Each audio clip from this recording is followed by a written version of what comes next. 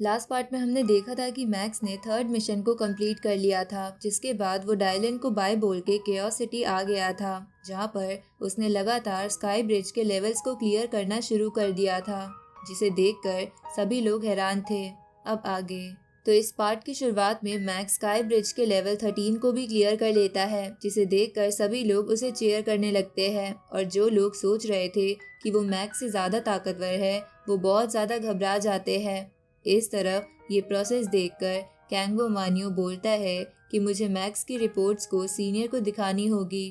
दूसरी तरफ किंग येनजू ये सब देखकर बोलता है कि इस लड़के की वजह से मुझे अपने बेटे को जेल भेजना पड़ा था, और अब ये इतना ग्रो कर चुका है कि ये फ्यूचर में ज़रूर एक थ्रेट बनेगा। इधर मंकी सीनियर असिस्टेंट से कहते हैं कि मैंने सुना है कि master venerable line sword max को अपना स्टूडेंट बनाना चाहते हैं। तुम देखना, आगे ऐसे बहुत सारे लोग मैक्स के पीछे आएंगे।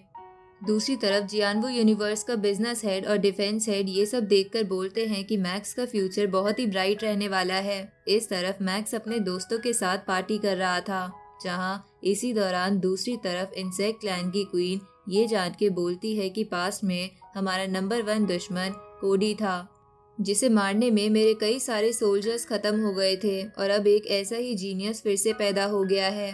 इस पे इंसेक्ट क्वीन का असिस्टेंट उससे कहता है कि मुझे पता चला है कि मैक्स कोडी के जितना ही ताकतवर है। इस पे इंसेक्ट क्वीन कहती है कि मैक्स को आपका प्राइमरी टारगेट बना लो, हमें मैक्स को जल्दी से जल्दी खत्म करना होगा, और इसके लिए हमारी ऑर्गेनाइजेशन की ताकत इनफ नहीं है। इस तरफ वो असिस्टेंट मास्टर जियो जियान से कहती है कि हमें मैक्स को अच्छे से गाइड करना होगा, कहीं वो गलत हाथों में ना पड़ जाए। इस पे मास्टर जियो जियान बोलते हैं कि पास्ट में कोडी, जो कि लॉर्ड ऑफ केओस सिटी का स्टूडेंट था, वो सिर्फ वर्ल्ड मास्टर लेवल पर होकर अनडाइंग लेवल के कल्टीवेटर को हरा देता था, पर उसे फंसाकर मार दिया गया, और अब उसके ही जितना ताकतवर बंदा पैदा हुआ है, उसे हमें अच्छे से गाइड करना ही होगा। इस तरफ मैक्स सीनियर मंकी के पास आता है तो सीनियर मंकी उससे कहते हैं कि तुम्हारे लिए मेरे पास 392 ईमेल्स और 13 कॉल्स आए हैं, और वो सभी तुम्हें अपना स्टूडेंट बनाना चाहते हैं। तो बताओ, तुम इन सभी पावरफुल में से किसको अपना मास्टर चुनोगे? इस पे मैक्स सीनियर मंकी से कहता है कि मेरे मास्टर तो आप हो ना। ये सुन के सीनियर मंकी हंसते हुए बोलते हैं कि हर पावरफुल बंदे के पास कई सारे मास्टर होते हैं, और मैं तुम्हें भी यही सलाह दूंगा कि तुम और मास्टर्स भी चुनो। इस पे मैक्स पूछता है कि मुझे कौन से मास्टर्स को चुनना चाहिए। इस पे सीनियर मंकी बोलते हैं कि लॉर्ड ऑफ केओस सिटी तुम्हारे लिए बिल्कुल ठीक रहेंगे। ये सुन के मैक्स चौंकते हुए बोलता है कि वो तो इतने ताकतवर है कि वो बस अपनी स्पिरिचुअल पावर से एक अनडाइंग लेवल के कल्टीवेटर को राख बना सकते हैं। साथ ही मैक्स बोलता है कि मैंने ये भी सुना है कि जब तक वो इस सिटी को गार्ड कर रहे, तब तक कोई भी एलियन यहाँ आने की हिम्मत नहीं करता, और वो ह्यूमंस में टॉप 3 पावर्स में से एक है, तो वो मेरे में कैसे इंटरेस्टेड है। इस पे सीनियर मंकी बोलते हैं कि लॉर्ड ऑफ केओस सिटी ने तुम्हें ऑफिशियली अपना पर्सनल स्टूडेंट बनाने का डिसाइड नहीं करा है। उन्होंने बस अभी एक इनवॉय की मदद से मैसेज भेजा है कि वो तुम्हें एक रजिस्टर्ड स्टूडेंट बनाने के लिए तैयार हैं, पर ये भी काफ़ी रेयर अपॉर्चुनिटी है। अब मैक्स आगे सिटी लॉर्ड के पैलेस के सामने आ जाता है, जहाँ गार्ड्स उसे रोक लेते हैं, लेकिन तभी वहाँ पर फाइक आ जाता है, जो मैक्स के साथ मिशन पर गया था। अब फाइक उन गार्ड्स को हटा के मैक्स से कहता है कि लोग मुझे गुई के नाम से जानते हैं। फाइक तो मेरा बस फेक नाम था, ताकि मैं तुम्हारे साथ मिशन पर रह सकूं और तुम्हें पता ना चले। इस पे मैक्स फाइक से बोलता है कि आप मेरे मिशन को जज कर रहे थे। तो फाइक बोलता है कि हाँ, लेकिन बस थर्ड मिशन को। अगर मैं बाकी मिशंस को जज करता तो तुम्हारा स्कोर काफ़ी हाई होता। अब फाइक मैक्स को बताता है कि वो भी सिटी लॉर्ड का रजिस्टर्ड स्टूडेंट है, इसलिए मैक्स उसे सीनियर ब्रदर बुला सकता है। इसके बाद वो मैक्स को पैलेस के अंदर ले जाने लगता है, जहाँ ले जाते हुए वो उसे बताता है कि मास्टर के पास 3 फॉर्म्स है, और उनमें से एक फॉर्म से वो सिटी को प्रोटेक्ट करते हैं। ये सुन के मैक्स सोचता है कि वो इतने ताकतवर है कि सिर्फ अपनी एक फॉर्म से पूरी सिटी को प्रोटेक्ट कर पा रहे हैं। अब पैलेस का दरवाज़ा खुलता है और मैक्स को एकदम से ऐसा लगता है जैसे उसकी पूरी बॉडी को स्कैन कर लिया गया हो। इसके बाद वो फाइक के साथ पैलेस में आ जाता है, जो मैक्स को एक बैटल ग्राउंड की तरह दिख रहा था। साथ ही वहाँ पर मैक्स को 8 एलिमेंट्स ऑफ पावर भी महसूस हो रही थी और वहाँ पर बहुत सारी बड़ी बड़ी डेड बॉडीज भी थी, जिसे देखकर मैक्स बोलता है कि ये सब बहुत हाई लेवल के कल्टीवेटर्स की बॉडी है जिन्हें मास्टर ने हराया है। तभी वो सारी 8 एलिमेंट्स की पावर इकट्ठा होती है और केओस सिटी के लॉर्ड की फॉर्म बनने लगती है, जिसे देखकर मैक्स बोलता है कि इनके सामने कल्टीवेशन का हर एक रूल झुक जाता है। इनकी body he law of space से बनी है और इनकी आंखों के अंदर लॉ ऑफ टाइम की ताकत है। अब वो मैक्स को उसके नाम से बुलाते हैं, जहाँ ये नाम सुनते ही मैक्स को ऐसा महसूस होता है कि वो हर एक लॉ ऑफ कल्टीवेशन को देख रहा है। साथ ही तभी अपने आप ही मैक्स की सोल सिटी लॉर्ड को अपने आप ही ग्रीट करने लग जाती है और मैक्स भी घुटने पर आकर उन्हें ग्रीट करता है। जहाँ ऐसा करते हुए वो मन में सोचता है कि इतनी ताकत एक सुप्रीम में ही हो सकती है। तभी सिटी लॉर्ड मैक्स से बोलते हैं कि तुम्हारा टैलेंट कमाल का है, तुम्हारी किस्मत भी अच्छी होने वाली है क्योंकि तुम्हारे अंदर लुओ ब्लड लाइन है और मैं सेंस कर सकता हूँ एक बीस्ट गॉड को तुम्हारे अंदर। ये सुन के मैक्स सोचता है कि क्या इन्होंने मेरे अंदर गोल्डन ऑन बेहेमोथ को देख लिया, पर उसे लगता है कि ऐसा नहीं हो सकता क्योंकि वो मैक्स की कोर में प्रोटेक्टेड है और अगर कोई उसे देख पाता तो उसे पता चल जाता। इसलिए मैक्स को लगता है कि सिटी लॉर्ड किसी और बारे में बात कर रहे हैं। तभी सिटी लॉर्ड मैक्स से कहते हैं कि मैंने अपने सामने कई सारे वर्ल्ड्स को बिगड़ता और बनता देखा है, जिसमें से कई सारे जीनियस निकले थे, लेकिन उनमें से कुछ ही होते हैं जो सच में ह्यूमन सिविलाइजेशन का पिलर बन पाते हैं। लेकिन तुम्हारे अंदर पिलर बनने का पोटेंशियल है, लेकिन तुम्हें मेरा स्टूडेंट बनने के लिए खुद को प्रूव करना होगा और ताकतवर बनना होगा और इसके लिए मैं तुम्हें टेस्ट देता हूँ, जिसे अगर तुम पार कर लोगे तो मेरे स्टूडेंट बन जाओगे। ये सुन के मैक्स खुश हो जाता है।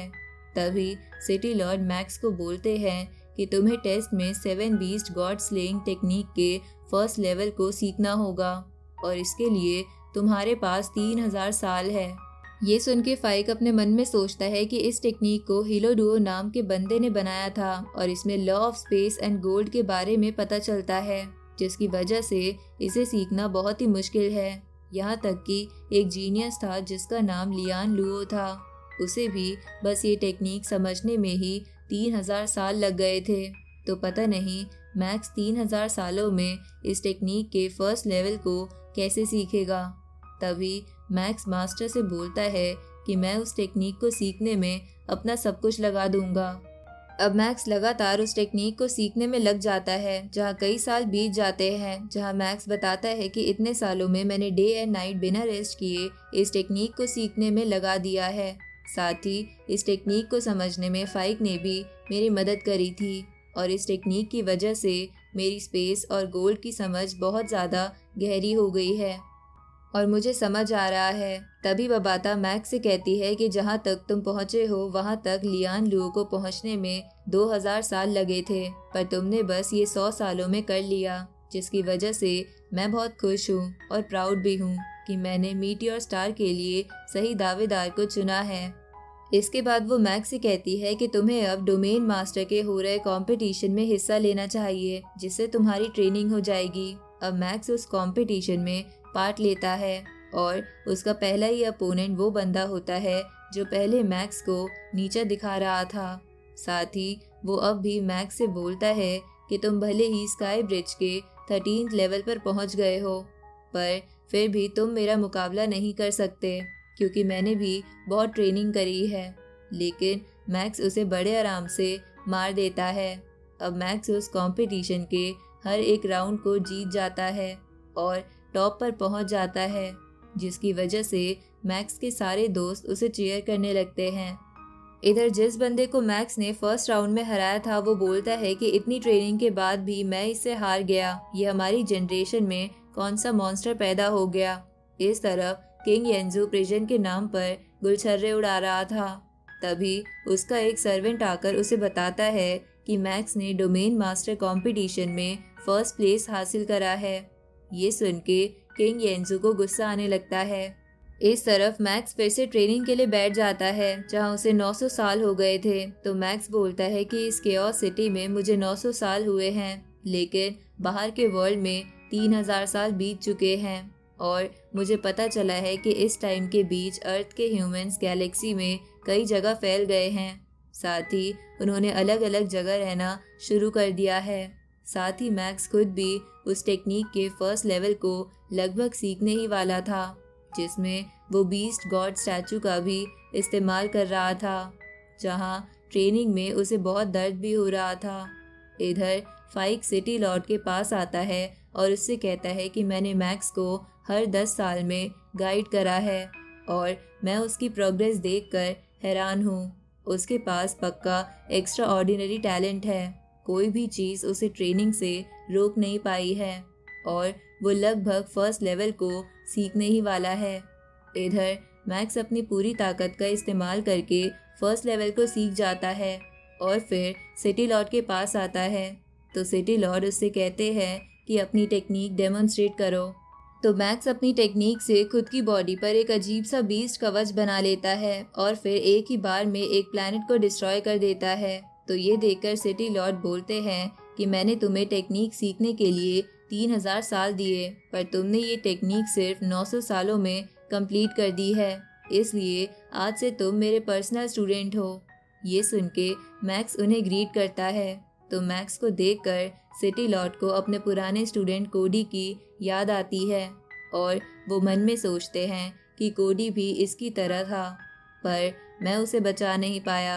अब वो मैक्स से बोलते हैं कि मेरे पास टोटल 32 स्टूडेंट हैं, जिनमें से 25 यूनिवर्स वेनरेबल लेवल पर हैं, इसलिए तुम सबसे पहले खुद को डोमेन मास्टर लेवल से आगे बढ़ाओ और फिलहाल तुम यहाँ से जा सकते हो, और अगर तुम्हें कुछ मदद चाहिए तो तुम थंडर आइलैंड पर आ जाना, और अब तुम्हारी मुझसे मुलाकात तब होगी जब तुम वर्ल्ड मास्टर लेवल पर पहुँच जाओगे।